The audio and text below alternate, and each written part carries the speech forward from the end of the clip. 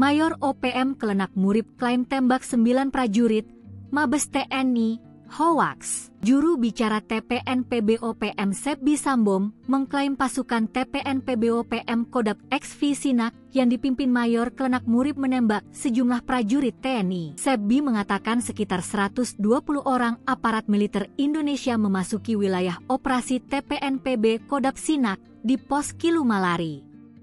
Sehingga terjadi kontak senjata sejak pagi tadi, Senin pagi, kata Sebbi dalam keterangan tertulis yang diterima Tempo, 23 Juni 2025. Sebbi mengklaim pasukan TPNPB berhasil menembak mati 3 prajurit TNI dan 9 lainnya mengalami luka tembak selama pertempuran pagi hingga sore. Sebbi juga menyampaikan pesan Panglima TPNPB Kodap XV Sinak, Brigadir Jenderal Teni Kulua, setelah kontak tembak ini.